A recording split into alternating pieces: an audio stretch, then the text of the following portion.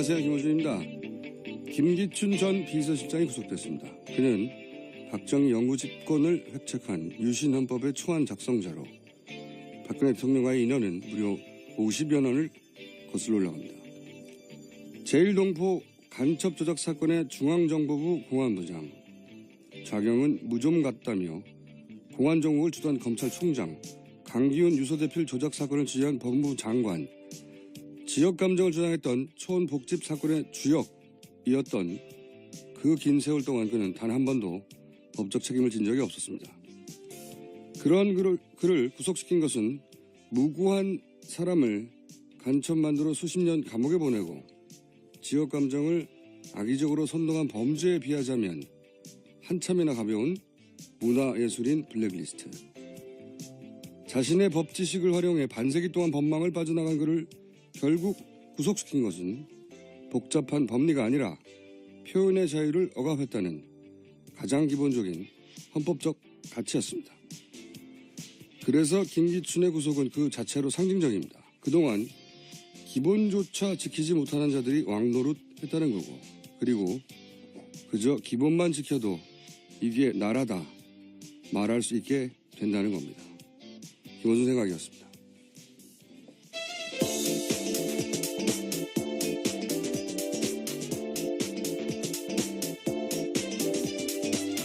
자, 시사인의 김은지입니다.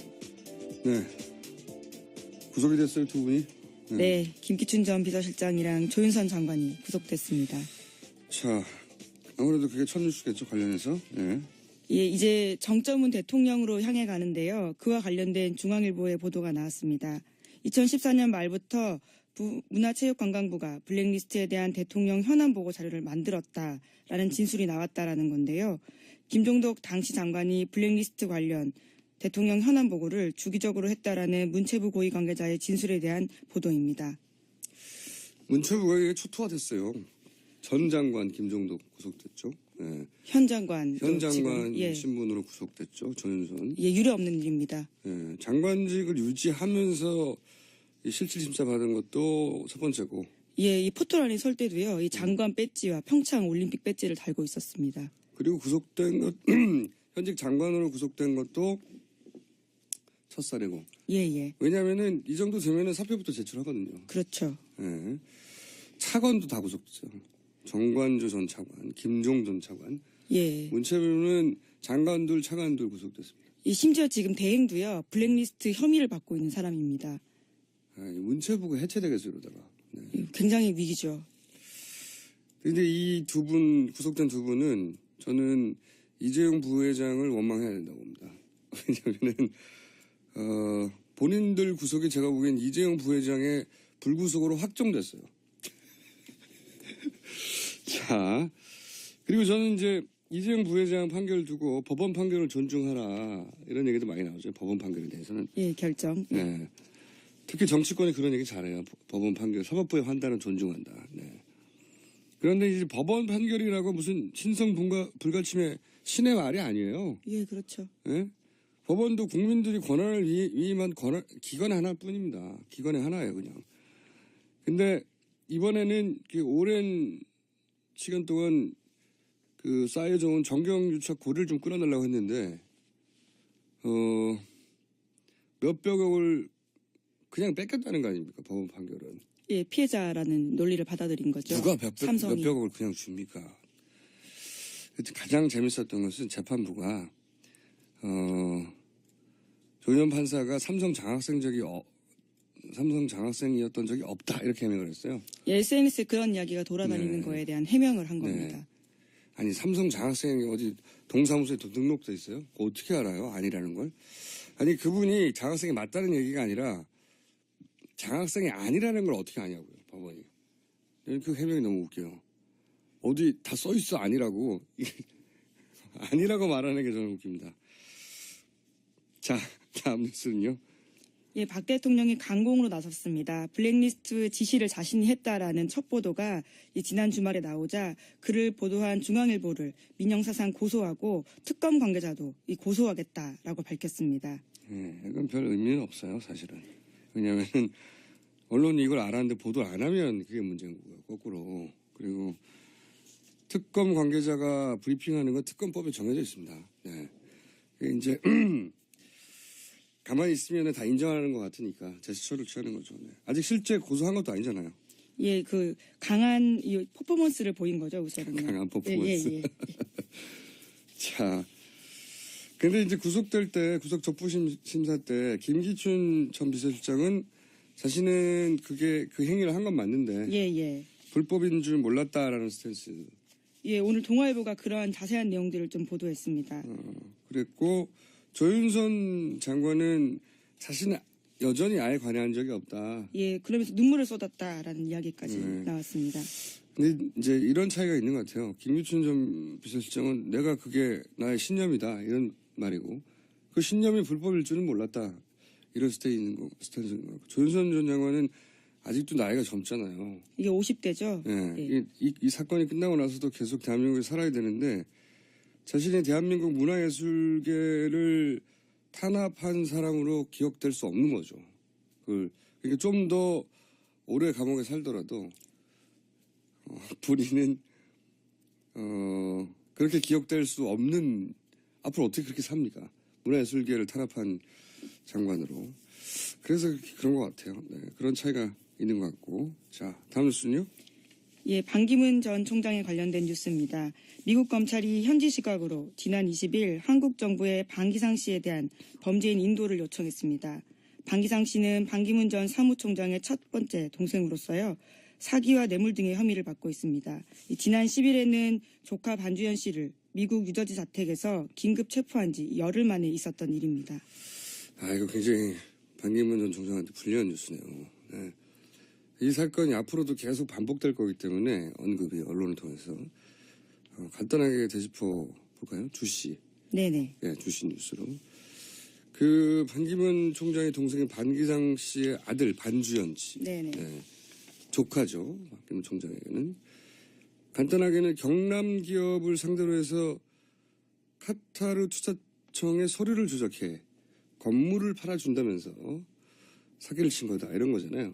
예, 랜드마크 70이라고요. 굉장히 비싼 건물입니다. 베트남에 1조가 넘는 건물을 경남 기업이 유동성 위기, 현금이 부족하니까 이걸 팔아가지고 문제를 해결해 주겠다며 그런데 그 사겠다고 하는 곳이 카타르 투자청이었는데 카타르 투자청은 아예 그 의사를 밝힌 적도 없는데 그렇죠. 카타르 투자청 서류를 가짜로 만들었다. 조카가 이런 건데 이 사건에서 잘 거론되지 않는 포인트 하나가 이제 카타르 투자청 서류를 조작했는데 그리고 또 한 가지 이제 동시에 기억해야 될 사실은 반기문 전 총장이 카타르 왕실과 관계가 가까웠다 이런 얘기가 있죠. 실제 왕실이 제공하는 전세기를 무료로 타고 다녔다. 이 사실은 외신에서도 문제를 과거에 삼았었어요. 네네. 네. 그러니까 카타르 왕실과 가까운데 그런데 반기문 씨의 아들 반우현 씨인가요? 네.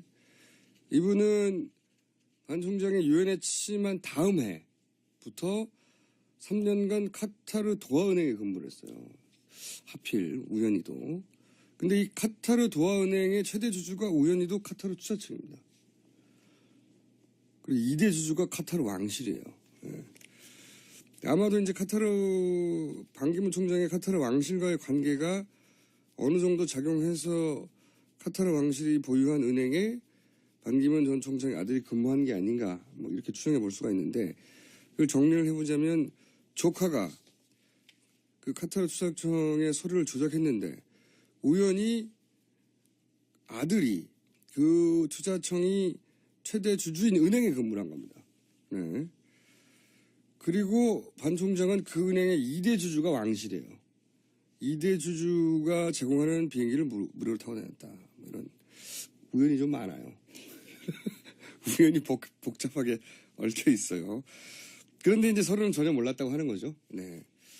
그래서 이 사안은 앞으로도 계속 거론될 것에서 기본 구도가 그렇고 또 하나 앞으로 이제 자주 거론될 만한 사안이 반기문 총장의 아들 반우현 씨가 이 도하은행에 근무를 하고 그리고 나서 2011년 1월부터 지금까지 이제 SKT 뉴욕 사무소에 근무를 하는데 뭐가 이제 앞으로 거론될 거냐면 이 SKT는 원래 위주법인이 따로 있어요. 근데 굳이 별도 사무소를 만듭니다. 사람 몇 명 근무하지 않는. 그리고 거기에 공채가 아니라 특채로 이제 원포인트 특채를 했다고. 딱 한 사람만 특채로 뽑아서 도하에서 뉴욕으로 날아간 거예요. 그 덕분에 반기문 총장은 이제 아들 내외와 뉴욕에서 같이 살 수 있게 되었다. 우연히도. 네. 시카고로 갔어도 제가 사람들이 이 얘기를 안 했을 것 같은데 우연히도 그 넓은 미국 땅터리에서 뉴욕에서 SK의 별도 법인 이외에 뉴욕 사무소가 만들어지면서 특채가 되었다. 이것도 앞으로 거론이 좀 되겠죠. 다음 뉴스는요. 이 최순실 씨 체포영장이 청구됐다라는 소식인데요. 박영수 특별특검팀이 출석 요구를 계속해서 불응하고 있는 최순실 씨를 어제 체포영장을 청구했다라고 밝혔습니다. 시간 끌려고 그러는 거죠. 예. 다음요. 예, 최경희 총장 또한 전 총장 또한 이 구속영장 됐는데요. 박영수 특별검사팀이 최경희 전 이화여대 총장에 대해서 어제 업무방해 및 위증 혐의로 구속영장을 청구했습니다. 특검팀에 따르면 최 전 총장은 정 씨가 입시 및 학사관리 특혜를 받을 수 있도록 김경숙 전 학장에게 이 부당한 지시를 한 혐의를 받고 있고요. 또 국회 청문회에서 위증을 한 혐의도 받고 있습니다. 이것도 주신 뉴스인데 좀 안타까워요. 제가 한 3주 전부터 이대 교수님들, 이거 교수님들이 자기 논리를 세워서 말이 되는 것 같으면 다 해결될 거라고 착각해서 다 구속될 거라고 그랬잖아요, 결국은. 예, 이인하 교수, 류철균 교수 구속 전부터 그런 말씀하셨죠? 다 구속됐어요, 이분들이. 참 뉴스 공장을 들었어야 되는데 이분들이 다 구속. 이제 최경희 총장도 구속될 확률이 대단히 높죠. 네. 예, 그럼 벌써 5번째입니다. 이화여대선. 그 최순실 사태를 보면 그런데 이제 패턴이 있잖아요. 패턴이라는 게 그 최순실은 박근혜 대통령의 직접 권력 그리고 정부의 시스템을 철저히 이용했단 말이죠. 항상. 그러니까 그 자기 회사를 KT 광고 대행사로 만들 때 보면은 박근혜 대통령이 경제수석을 통해서 KT 회장에게 전하도록 만들었죠. 그렇죠. 네. 보직도 옮기게 만들고요. 네. 막 생긴 회사를, 무슨 이거 중소기업이라고, 중소기업이 훌륭한 중소기업 어쩌고 했는데, 막 생긴 회사를 어떻게 합니까, 본인이. 그리고 김영재 의원 해외 진출도 대통령이 정호성 비서관을 통해서 경제수석에게 시켰단 말이죠. 정유라 그 친구 아빠 회사, KD 코퍼레이션. 박근혜 대통령이 재벌 회장을 만나서 얘기를 했어요. 이 현대기아차 만나서요. 정유라 말 사주는 건 대통령이 삼성 부회장을 만나서 이야기한 겁니다. 이렇게 말 사주는 것보다 훨씬 더 중요한 게 일단 대학은 입학해야 될 거 아닙니까? 그렇잖아요. 이 문제만 죄송합니다. 박근혜 대통령이 가만히 있었다. 최순실 씨가 박근혜 대통령한테는 아무 말도 안 했다. 이게 더 이상한 거죠. 네네. 저는 계속 물론 이대 특혜 입학, 부정 입학 관련해서는 박근혜 대통령 이름이 한 번도 안 나왔는데 패턴에 벗어나거든요. 기본적으로. 더군다나 이대가 각종 정부 지원금을 받은 것은 최순실 씨가 혼자 어떻게 자연인으로 할 수 있는 일이 아니에요.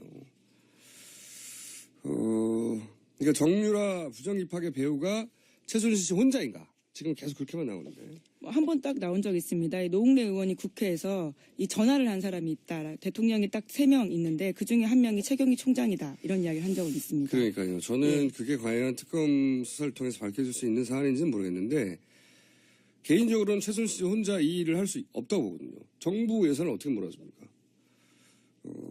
앞으로 물어야 될 질문은 그거라 보는데 최순실 씨 하나 보고 정윤회 씨의 부인이다.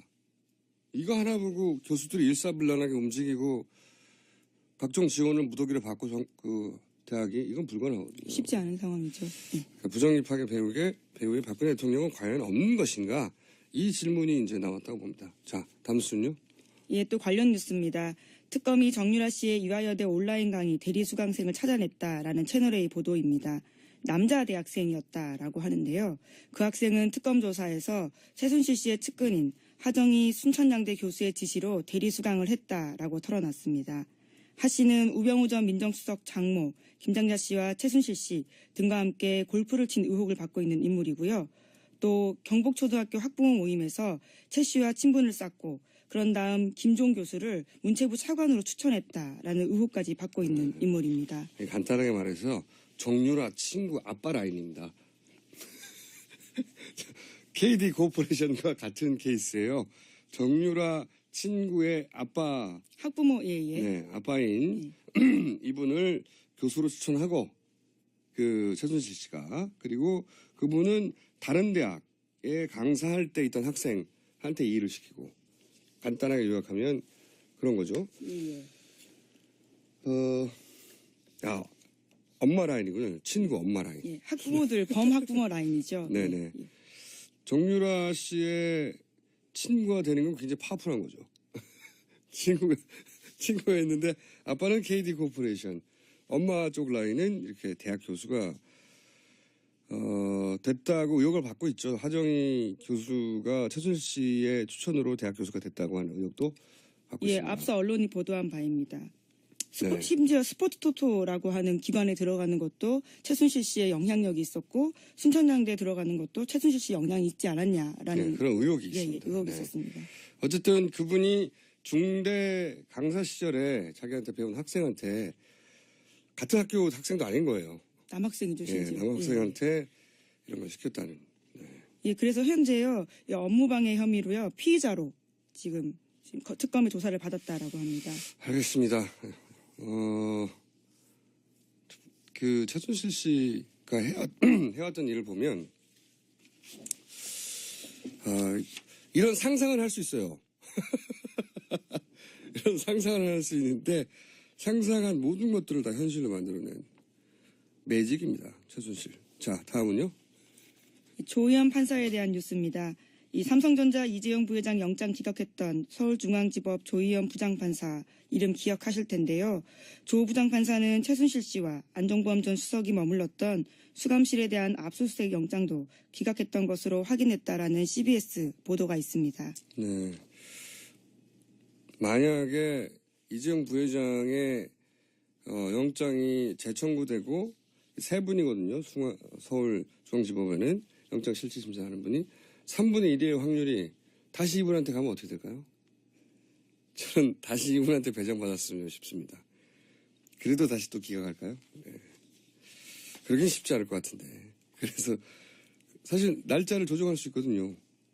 오늘 담당이다 할 때 이분한테 다시 보냈으면 좋겠어요. 자, 다음 수는요. 예, 새누리당 관련된 뉴스입니다. 임명진 새누리당 비상대책위원장은 당내 개파 책임자 3명을 징계한 지난 20일 새누리당 역사의 혁명적인 날이었다라면서 당내 개파를 청산한 만큼 탈당한 의원들이 돌아와야 한다 이렇게 말했습니다. 새누리당 윤리위원회는 친박계 핵심 서청원 최경환 의원에 대해서 당원권 정지 3년, 윤상현 의원에 대해서 당원권 정지 1년을 각각 내렸습니다. 네. 제가 약속대로는 향기가 난다고 계속 그랬잖아요. 네. 이런 거 왜 아무도 지적 안 하는지 몰라. 그때 제가 얘기하기로 임명진 위원장이 아웃되면 서로 잽잽만 날리기로 했는데 어퍼컷을 살짝 날렸다가 이렇게 빗 맞아가지고 화가 난 거고 만약에 임명진 위원장의 자리를 지키면 약속대로이다 그냥 말씀드렸잖아요. 네. 출당도 아니고 당원권 정지. 예, 그렇죠. 그냥 당원으로서 투표를 하거나 이런 것들이 좀 제한되는 것들이어서요. 당원권 정지한다고 영향력이 발휘를 할 수 없습니까? 이건 역시 약속대로였던 것으로. 이와간 이렇게 이제 다 청산했다.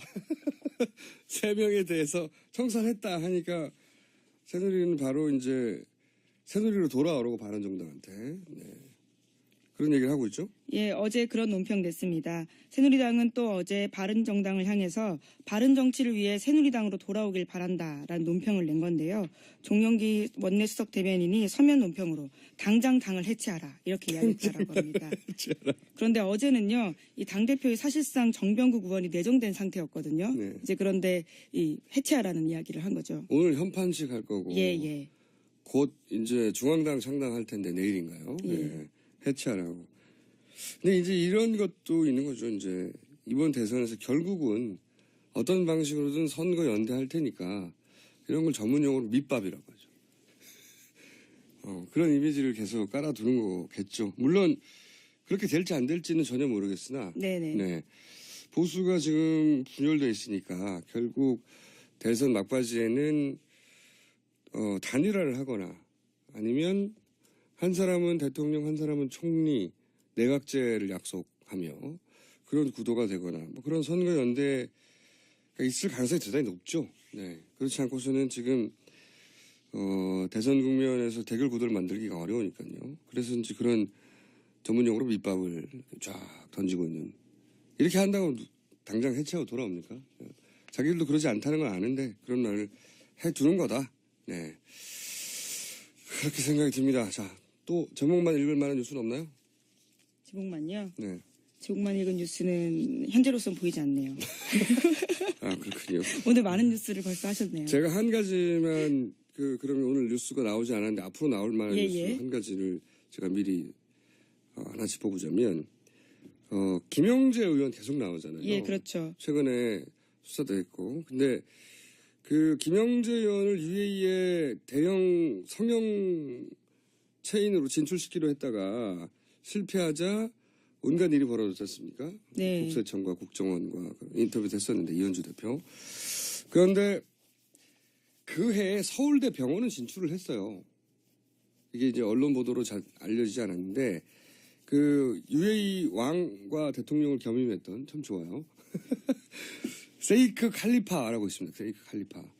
이분이 작년에 별세했는데 이 세이크 칼리파 스페셜티 호스피리티 아니죠.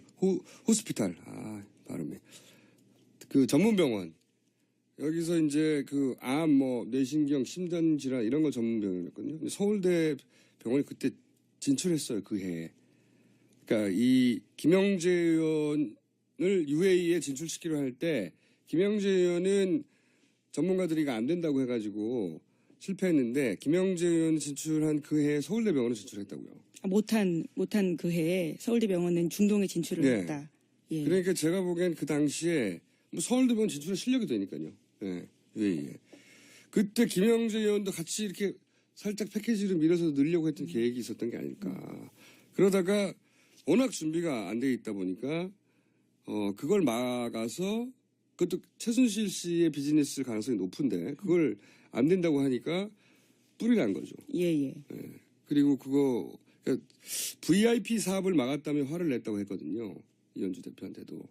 그러니까 서울대 병원은 VIP 사업이라고 하지 않아도 진출할 수 있지만 여기는 VIP 사업이라고 생각하고 막 밀어줘야 진출해서 그다음부터 이제 이권을 챙길 수 있는데 그때 그렇게 막아서 그런 게 된 게 아닌가. 이 문제는 저는 그 서창석 서울대 병원장과 함께 물어볼 사안이라고 봐요, 저는. 그때 하여튼 패키지를 묶어서 진출하려고 했던 겁니다. 요 하나만 달랑 하려고 했던 게 아니라. 이런 뉴스가 앞으로 나오지 않겠는가. 자, 여기까지 하겠습니다. 시사인의 김은지였습니다. 감사합니다. 안녕하세요. 김호준입니다. 김기춘 전 비서실장이 구속됐습니다. 그는 박정희 영구 집권을 획책한 유신헌법의 초안 작성자로 박근혜 대통령과의 인연은 무려 50여 년을 거슬러 올라갑니다. 제1동포 간첩 조작 사건의 중앙정보부 공안부장, 좌경은 무좀 같다며 공안정국을 주도한 검찰총장, 강기훈 유서대필 조작 사건을 지휘한 법무부 장관, 지역감정을 주장했던 초원복집 사건의 주역이었던 그 긴 세월 동안 그는 단 한 번도 법적 책임을 진 적이 없었습니다.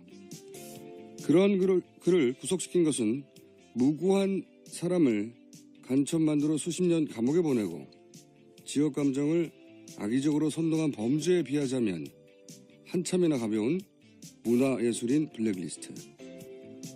자신의 법지식을 활용해 반세기 동안 법망을 빠져나간 그를 결국 구속시킨 것은 복잡한 법리가 아니라 표현의 자유를 억압했다는 가장 기본적인 헌법적 가치였습니다. 그래서 김기춘의 구속은 그 자체로 상징적입니다. 그동안 기본조차 지키지 못하는 자들이 왕노릇했다는 거고, 그리고 그저 기본만 지켜도 이게 나라다 말할 수 있게 된다는 겁니다. 김호준 생각이었습니다.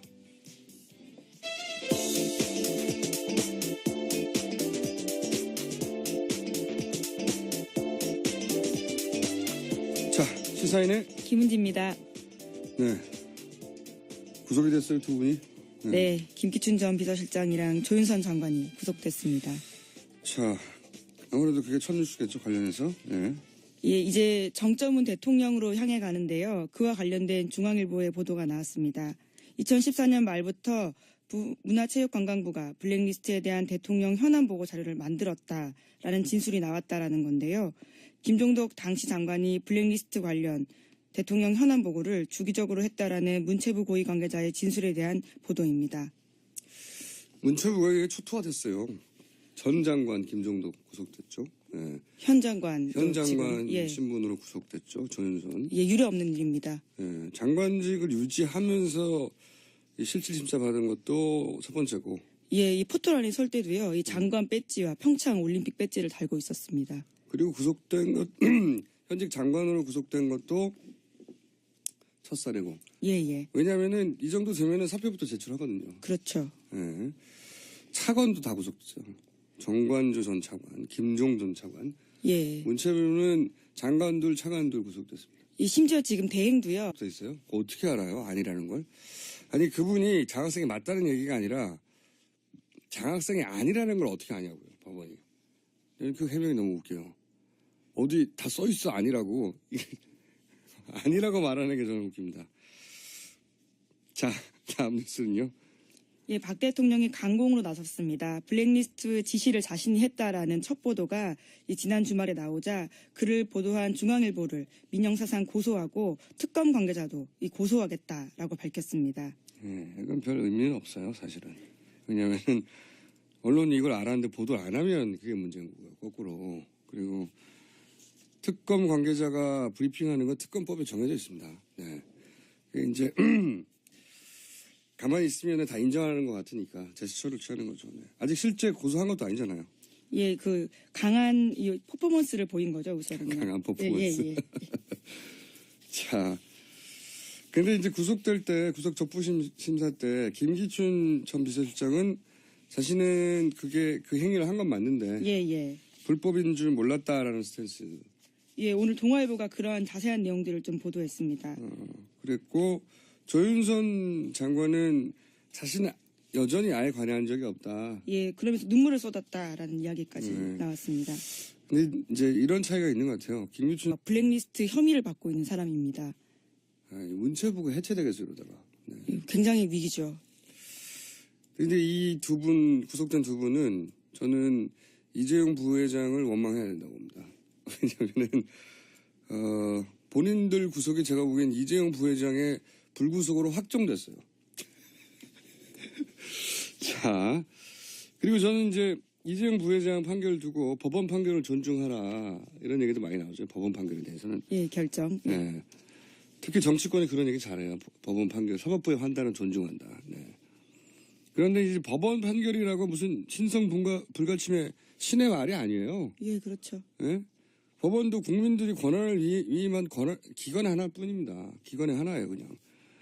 근데 이번에는 그 오랜 시간 동안 그 쌓여져온 정경유착 고리를 좀 끊어내려고 했는데, 몇백억을 그냥 뺏겼다는 거 아닙니까? 법원 판결은.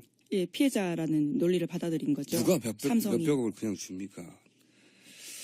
가장 재밌었던 것은 재판부가 조현 판사가 삼성 장학생이었던 적이 없다 이렇게 해명을 했어요. 예, SNS에 그런 이야기가 돌아다니는 네. 거에 대한 해명을 한 겁니다. 네. 아니 삼성 장학생이 어디 동사무소에 등록 좀 비서실장은 내가 그게 나의 신념이다 이런 말이고 그 신념이 불법일 줄은 몰랐다 이런 스탠스인 거고 조윤선 전 장관은 아직도 나이가 젊잖아요. 이게 50대죠? 네. 예. 이 사건이 끝나고 나서도 계속 대한민국에 살아야 되는데 자신의 대한민국 문화예술계를 탄압한 사람으로 기억될 수 없는 거죠. 그러니까 좀 더 오래 감옥에 살더라도 본인은 그렇게 기억될 수 없는 앞으로 어떻게 그렇게 삽니까? 문화예술계를 탄압한 장관으로. 그래서 그런 것 같아요. 네, 그런 차이가 있는 것 같고. 자, 다음 뉴스는요? 예, 반기문 전 총장에 관련된 뉴스입니다. 미국 검찰이 현지 시각으로 지난 20일 한국 정부의 방기상 씨에 대한 범죄인 인도를 요청했습니다. 방기상 씨는 반기문 전 사무총장의 첫 번째 동생으로서요. 사기와 뇌물 등의 혐의를 받고 있습니다. 지난 10일에는 조카 반주현 씨를 미국 뉴저지 자택에서 긴급 체포한 지 열흘 만에 있었던 일입니다. 이거 굉장히 반기문 전 총장한테 불리한 뉴스네요. 네. 이 사건이 앞으로도 계속 반복될 거기 때문에 언급이 언론을 통해서 간단하게 되짚어 볼까요? 주씨. 네네. 네, 주씨 뉴스로. 그 반기문 총장의 동생인 반기상 씨의 아들 반주현 씨. 네네. 네.